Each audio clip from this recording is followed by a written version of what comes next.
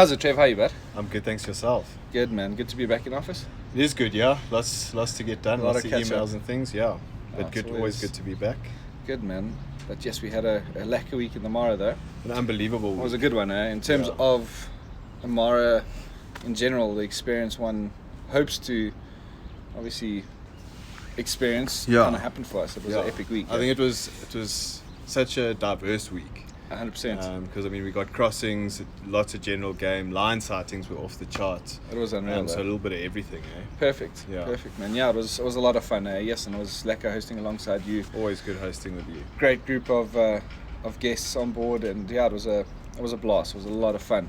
And you mentioned lion sightings, and Yeah. I think that one particular lion sighting in the afternoon was probably one of my highlight lion sightings of the year. Yeah. Definitely my I top agree. 5.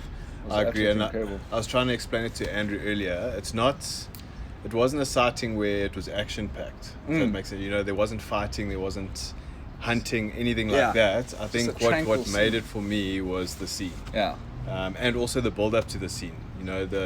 We had that beautiful blue sky. All the lions were past us, sleeping, some in the thickets, and I think patience really paid off for us. that afternoon it was epic. Yeah, it sure was. unreal. Explain the scene a little. Obviously, people will see some photos now if they're watching the video. Yeah. If you're listening to the podcast, go check out the video. So I think was there 2 males there. No, only one. One male, a couple of 3 females, and then there was a whole bunch of females and their youngsters which were in the thicket. Yeah, further east. Yeah. We arrived to that sighting pretty much. There wasn't really anything going on. It was mid-afternoon. all Lions were sleeping, passed out relaxing, yeah. sleeping. But I think between yourself, me, and Jono, we all recognised the potential in the scene. Sitting there, yes, okay, they were all passed Yes. out, but they were lying in this clearing, nice, vibrant green grass, and when you look to the skies, it was this incredible blue color. The clouds were unreal. It is incredible. A lot of the time people call the Masai Mara the who are you waving at? Dankwitz is trying Dankwitz, yeah. But people see the Masai Mara and the first thing they think of are big cats and big sky country. Yeah. And yeah, the sky that day was Unreal. unbelievable. We Yeah. were sitting there in the vehicle that day.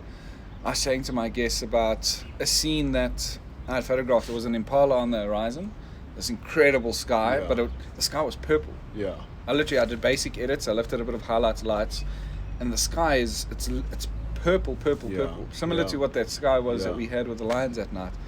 And it just seems so fake and unreal. Yeah. Like Jono had mentioned that night, it feels like as if the scene was set up. Yeah. Because it was shortly mowed, bright green grass, this beautiful male lion, and this incredible Yeah. sky I behind agree. them. For the most part, the light there is beautiful, but It's every now unreal, and eh? then you get these moments where it seems unreal. You import it into your computer and you open it up and it looks like you've just taken the You don't vibrant slider and all the way right. You all don't the even way have to right. process You that don't- image. Exactly. Yeah. Exactly. So it does look unnatural, but yes, when it happens, it is incredible. And It's I a just lack remember of sitting there hoping that one line would get up.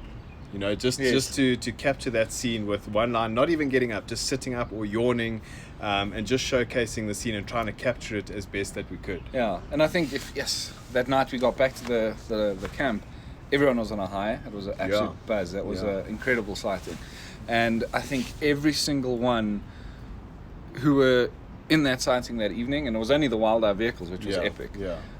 got incredible stuff. Yeah. And it's going to be so varied, and this is the reason for you and I chatting here today, is just to reiterate the fact that even if we had a group of guests, how many guests did we have? 10, yeah? 10, yeah. 10 4 guest vehicles. totals, 4 vehicles. A lot of the time people will say, if I go on a safari with 2 or 3 other people, let alone 12 other people or Yeah. 10 other people, they're all going to get the same images.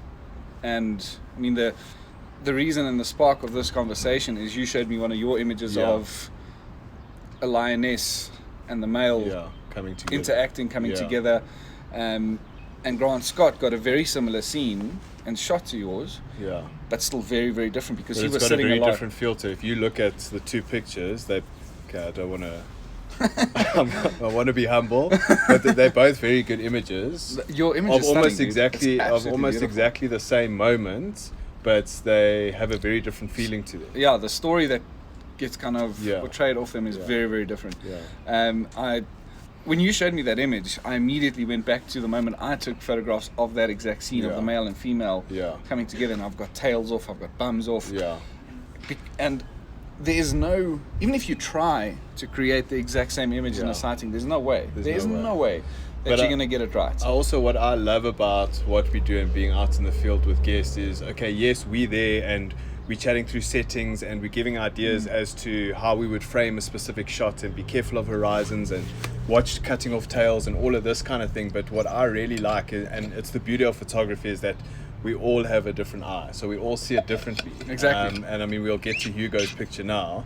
But what I like is you sit in the car and yes, we talk and we're taking pictures as well, but then you look at the guest images and yes, they have taken your advice, but they've also they've used their own eye. They put their own twist to it. Yes, and 100%. It's so refreshing and so rewarding for like myself, and I'm sure you as well, when you see things in a different way and you think, blip, that's an incredible shot too. Yeah. Like I didn't think of it. Exactly. I had my own shot in my mind, which is a great shot, but that also works. And it comes down to what you said. I mean, 10 people in a sighting, or 12 people including us, and we're all getting a variety of shots of exactly the same scene. The same scene, but they look so different. They look so I mean, because I think your vehicle was right behind mine. Yes. Sorry, cool. Yeah.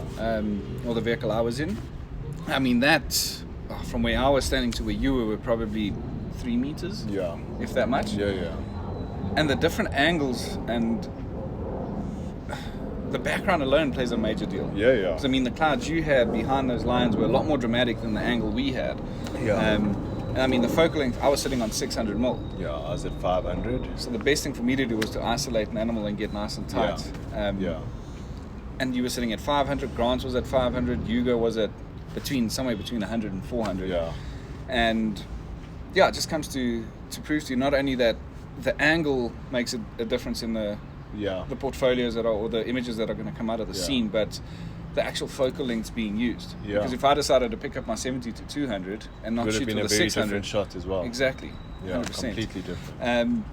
So I hope that this helps everyone listening. It's not going to be a long chat, but I mean, but yeah, don't think that by going on a safari with 10 other guests that you're going to end up with 20 of exactly the same images at the end of the trip. It's not the case. 100%. You're going to have your own unique shots with unique memories to you. Definitely.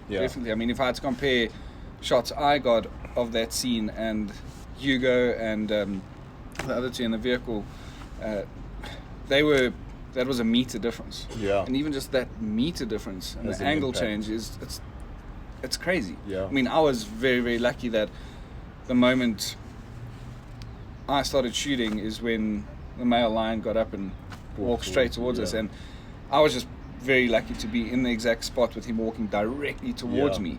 The folk in the back of the vehicle I was in wouldn't have had time to scurry around to get that shot. Yeah. They still got an incredible image, but it's not that line directly towards them.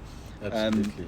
So yeah, it all makes a major difference. Yeah. So you'll get the same images from the same scene, but they're going to tell a totally different story. But yeah, I appreciate your time sharing some of your thoughts and sparking the interest of this chat, showing me that incredible image. And for all of you that yours. are watching the video, we'll share the images. You can have a look. It's going to pop up. But thanks so much, Mike. Cool, dude. I appreciate it. Till next time. When's your next safari? I head off on the 25th of October. I go to Madikwe for 2 weeks. Oh, lekker. So also very different to the Mara, but I mean, it's also the peak why of the I love dry doing, season, and oh man. Exactly, I love doing what we do. You get to experience different places. And you get to experience Pizza Day twice. Twice. I was in Madikwe for 2 weeks now in May this year, and yes, dude. I was most excited about Favorite day. That's a good day. Yeah. It's a good day. Well, good luck, bud. And Thank I'm you. also in office for the next 2 weeks. Then I head out to the Mara. So, yeah, I'll be seeing a lot of you. Good. Shot, bud. Thanks, bud. Cheers. Cheers. Cheers, guys. Cheers, everyone.